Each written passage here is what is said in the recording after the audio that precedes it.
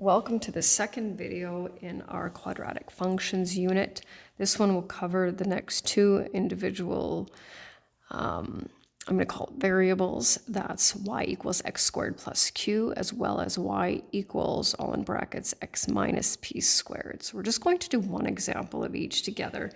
And then in your assignment, you're going to do a couple more of each. And once again, the task is to figure out what role does q and p play in our quadratic function. So I've given you the x values for this function. We're going to start with y equals x squared plus q.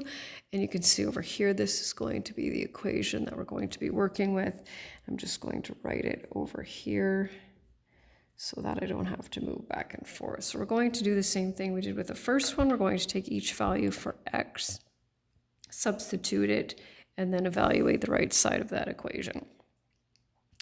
So we'll start wherever we want here. I'm going to start with 2. 2 squared is 4, plus 1 is 5. And because this is a parabola, we know that negative 2 times negative 2 is also 4, plus 1 is 5.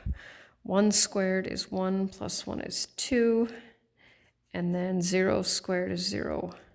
Plus 1 is 1. So now we will graph 0 and 1, 1, 2, negative 1, 2, negative 2, 4, 5, and then of course what I'm going to call our mirrored point. And I hope you can see this. I'm going to try to make it as dark as I can. Okay, so I'm not sure if I should leave it on the graph and ask you the questions or move over to the questions. I think I'm going to try it this way first, just so that you can see it. What is the value of q? Well, here we've got our x squared plus q. We can see that our value of q is 1. So what we want to do is look at that 1 and try to figure out how it affects our parabola. In which direction does the parabola open? It opens upwards or up. What are the coordinates of the vertex? So the vertex, remember, is the highest or the lowest point. So that is 0, 1. Remember when we graphed y equals ax squared, our origin was always 0, 0. So, our vertex was always 0, 0. So you can see that there's a change here. What is the axis of symmetry? So that's the vertical line that cuts the parabola into two equal parts, which is of course right on our y-axis, which is x equals 0. What is the domain?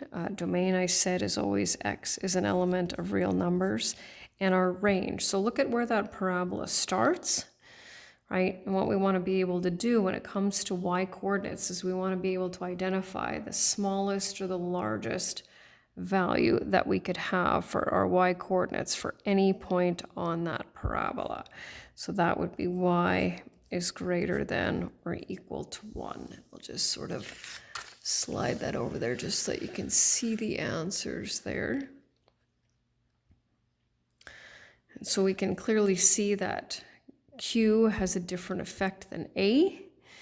And once you get more practice, you'll be able to determine what that is. Okay, and then we'll move to our y equals, in brackets, x minus 1 squared. So I will write that here.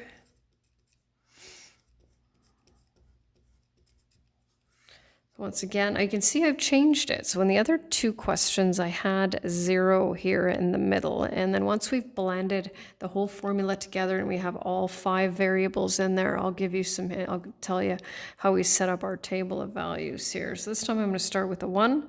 1 minus 1 is 0. 0 squared is 0. 2 minus 1 is 1. 1 squared is 1. It's our mirror point over there. 3 minus 1 is 2, and 2 squared is 4.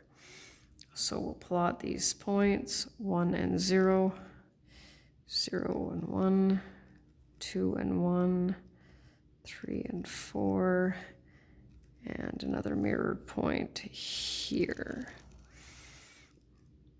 And I think I'll do the same thing.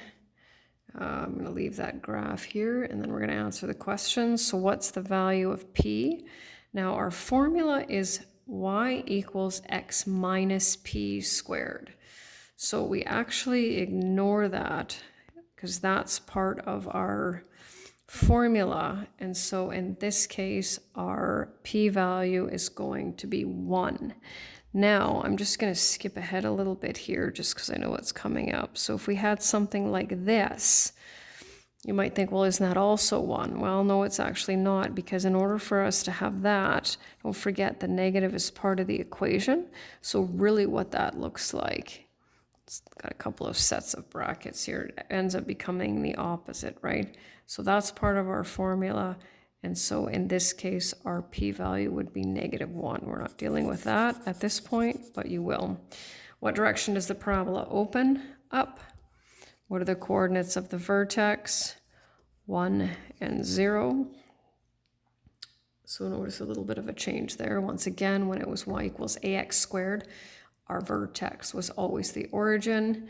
It moved when we changed q, and it moved when we changed p. So that's going to be part of our answer. What is the axis of symmetry? Okay, so now it doesn't cut the parabola into 2 equal parts on the y origin. It cuts it into 2 equal parts to the right. And so that's always an x equals a constant. In this case, our constant value for x would be 1. Domain is x is an element of real numbers. And our range starts on the x-axis here, so it is y is greater than or equal to 0.